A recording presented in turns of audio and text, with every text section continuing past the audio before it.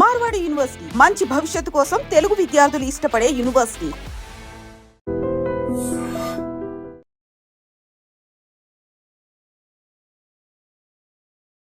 Welcome to iDream media. So జనరల్గా ఊపిరితిత్తుల్లో చాలా మందికి కఫం, నిమ్ము చేరి ఇబ్బంది పెడుతూ ఉంటుంది. శ్వాస ఆడనట్లుగా కూడా ఉంటుంది. ఇక స్మోక్ చేసే వాళ్ళలో అయితే ఊపిరితిత్తులు పూర్తిగా చెడిపోయి ఉంటాయి. సో లంగ్స్ క్లియరెన్స్ కోసం ఒక మంచి టీ ఉందండి, అది కూడా ఇంట్లో దొరికే పదార్థాలతోని. సో మరి ఎలా తయారు చేసుకోవాలి, ఎప్పుడు తీసుకోవాలి, ఎన్నాళ్ళు తీసుకోవాల్సి ఉంటుంది, వివరాలు తెలుసుకుందాం. ఈరోజు మనతో పాటు ఉన్నారు ప్రముఖ vegetable therapist and sun spiritual society founder Vikramaditya Guruji గారు. గురూజీ నమస్తే అండి.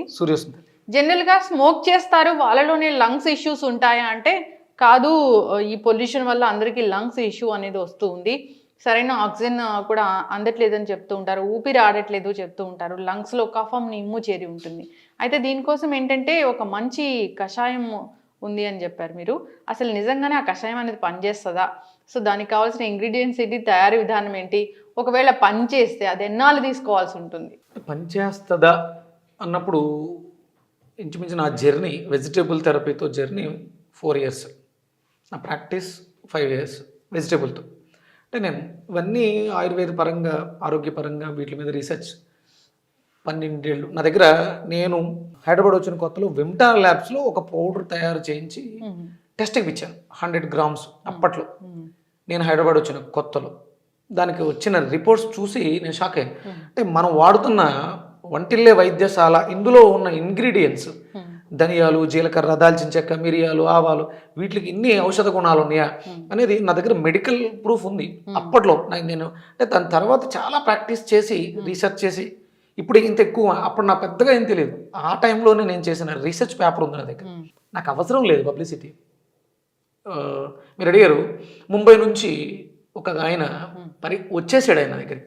ఆయనకి 30% లంగ్స్ పనిచేస్తున్నాయి. మీకు ముంబై మహానగరంలో విపరీతమైనటువంటి పొల్యూషన్.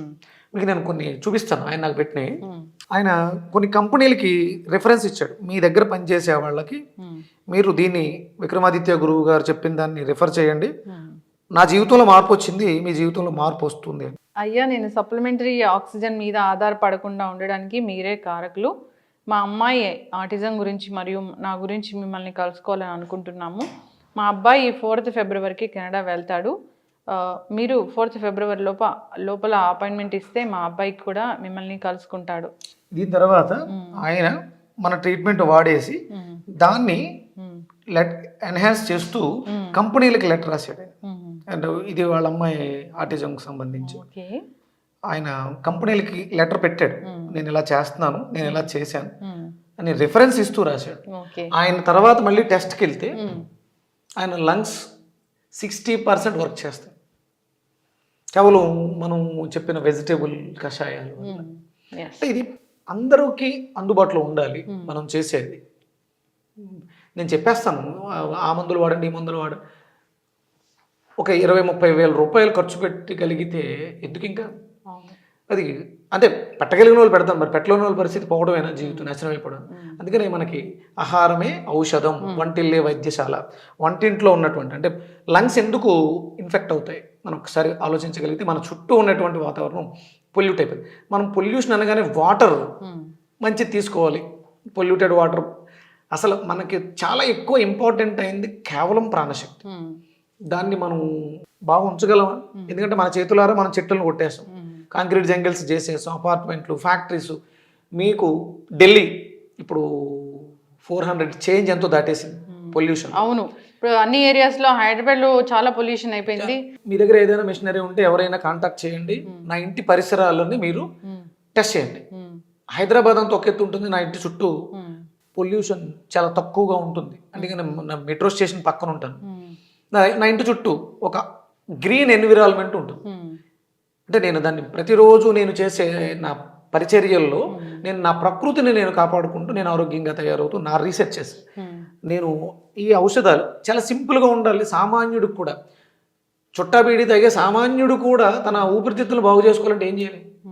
కార్బన్స్, మనం పీల్చే వాయువుల నుంచి వచ్చే కార్బన్స్ని కూడా బయటికి గంటగలగాలి మనం. నేను ముంబై ఆయనకి చేసింది అదే.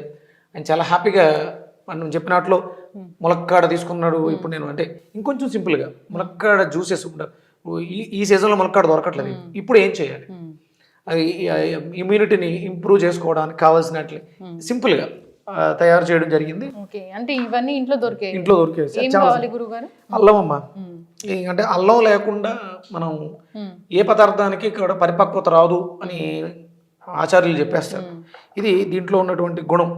అంటే మన శరీరం ఇక్కడ నుంచి ఇక్కడ దాకా కఫ ప్రభావంతో ఉంటుంది, ఇక్కడ నుంచి ఇక్కడ దాకా వాతం ప్రభావంతో ఉంటుంది. ఇందులో కఫాన్ని తగ్గించడానికి చాలా అద్భుతంగా ఉపయోగపడుతుంది. అలాగే పసుపులో ఉన్నటువంటి యాంటీ బ్యాక్టీరియల్, యాంటీ ఇన్ఫ్లమేటరీ ఇవన్నీ కూడా మనకు అద్భుతంగా. అలాగే దాల్చిన చెక్క, ఏదైతే మెటల్స్ ఉన్నాయో హెవీ మెటల్స్ వాటిని డిస్ట్రాయ్ చేయడానికి, బయటికి పంపించడానికి. అలాగే మింట్, మనం అంటే ఒక్కసారి మనం మింట్ నవిలిన తర్వాత శ్వాస తీసుకుంటే చల్లటి గాలి వెళ్తుంది. ఊపిరితిత్తులని రిజునవేట్ చేయడానికి, సెల్స్ని యాక్టివ్ చేయడానికి పుదీనా అద్భుతంగా ఉపయోగపడుతుంది. ఇంకా అత్యద్భుతమైనటువంటి ఔషధం ఇది. ఇదే చాలా ఇంపార్టెంట్. ఇప్పుడున్న పరిస్థితులలో అందరం విపరీతమైనటువంటి పచ్చిమిర్చి, ఎండుమిర్చి, ఎర్రకారు వీటితోటే ఆరోగ్యాల్ని పూర్తిగా పాడు చేసుకుంటాం. దానికి ప్రత్యామ్నాయంగా, అంటే దాని ద్వారా వచ్చినటువంటి సైడ్ ఎఫెక్ట్ ఎసిడిక్ నేచర్ని, అంటే లంగ్లో ఉన్నటువంటి ఎసిడిక్ నేచర్ని ఆల్కలైన్ చేయడానికి అసలు ఒరిజినల్గా ఏంటంటే 2-3 మిరియాలు దంచి నోట్లో వేసుకుని క్షారం, అది కారం కాదు, అది క్షారం, ఆ ఘాటుని ఆస్వాదించగలిగారు. ఇప్పుడు మీరు ఇమీడియట్ ఇది కారం తగిలిన వెంటనే మీ ఎక్స్ప్రెషన్ ఏముంటుంది, ఫీలింగ్ అంటే పులుపు తగిలిందమ్మా ఆటోమేటిక్గా ఇలా అంటాం. అది అంటే పులుపుకి కళ్ళు యాక్టివ్ అయినాయి, అంటే ఇది వెళ్ళి లివర్ మీద ప్రభావాన్ని చూపిస్తుంది. కారం తగిలిన వెంటనే అంటాం, ఏం తీసుకుంటుంది, ఊపిరి. అంటే కారం అనేది ఊపిరితిత్తుల్ని యాక్టివ్ చేస్తుంది. ఇందులో క్షారం ఉంది, యాంటాసిడ్ ఉంది, కారం రుచి కూడా ఉంది, దీంట్లో కూడా ఉంది. ఈ 3 వాటిల్లో కూడా సేమ్ గుణాలు ఉన్నాయి. ప్లస్ ఇన్ఫెక్షన్స్ వాటిని తగ్గించడానికి మనకి పసుపు న్యాచురల్గా వాడుకోవడానికి మింట్ ఒక అరోమా ఫ్లేవర్ లాగా మింట్ తీసుకోండి. లంగ్స్ క్లియరెన్స్ కోసం ఒకటి, దానికి కావాల్సింది అల్లం, మిరియాలు, దాల్చిన చెక్క, పుదీనా అండ్ పసుపు. అంతే, అన్ని ఇంట్లో దొరుకుతాయి. తయారు చేద్దాం గురూజీ.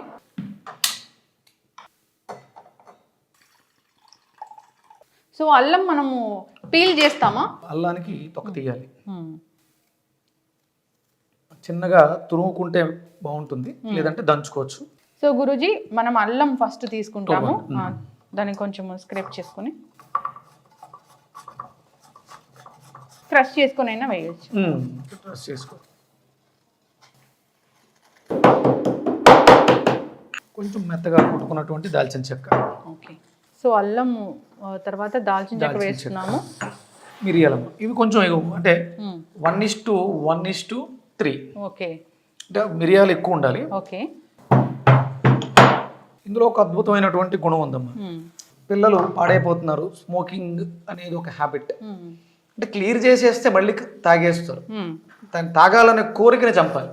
తల్లులకి లేకపోతే భార్యలకి ఇచ్చేటువంటి ఇది ఒక అద్భుతమైనటువంటి వరం. దీంట్లో ఒక స్పెషల్ క్వాలిటీ ఉంది.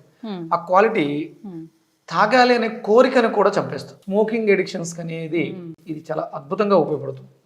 ఎడిక్షన్స్ బయటకు తీసుకురావచ్చు. ఇప్పుడు కొంచెం ఆలోచన కూడా తగ్గిస్తుంది. ఒక 1/2 టీ స్పూన్. ఇప్పుడు కొంచెం పుదీనాని చిన్న చిన్న ముక్కల కింద కట్ చేసి స్టవ్ ఆఫ్ చేసి.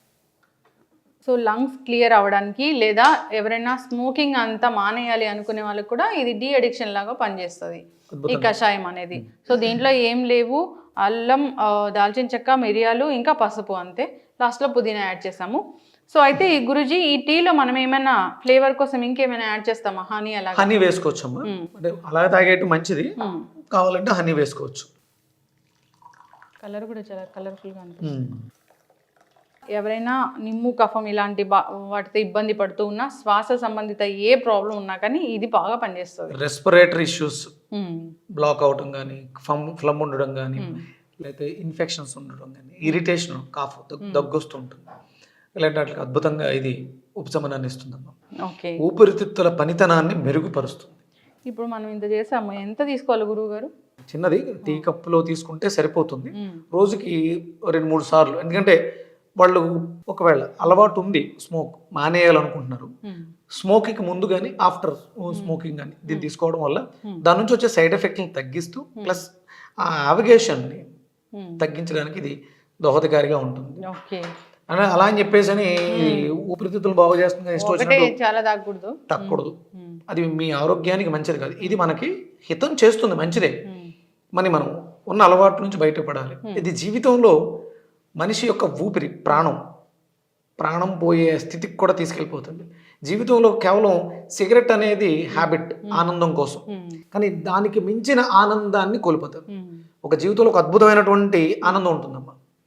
భాగస్వాములు అంటే స్మోకింగ్లో కూడా భాగస్వాములు ఉంటారు, ఫ్రెండ్స్ ఉంటారు, షేర్ చేసుకుంటూ ఉంటారు. ఆ భాగస్వామ్యం కన్నా జీవిత భాగస్వామితో పొందే ఆనందాన్ని స్మోక్ చేయడం వల్ల కోల్పోతారు.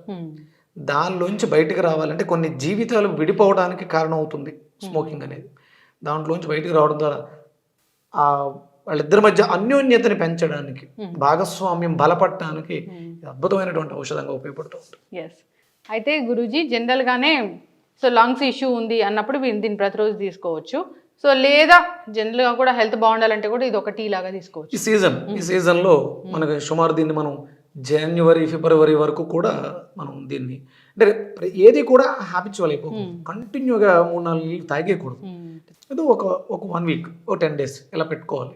అంటే మనం రెగ్యులర్గా వాడుకునే మన వెజిటేబుల్స్ కూడా ఉన్నాయి. మన వెజిటేబుల్స్ మునక్కాడ రెస్పిరేటరీ సిస్టమ్ అని బాగు చేయడానికి అద్భుతమైనటువంటి ఔషధం.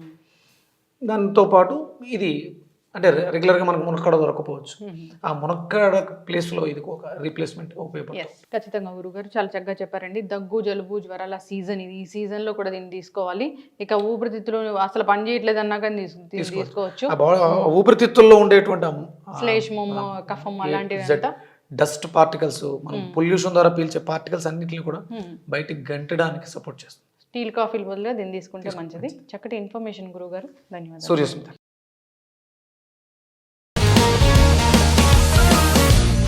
One life lesson what medicine has taught you. Whatever you can do without expecting.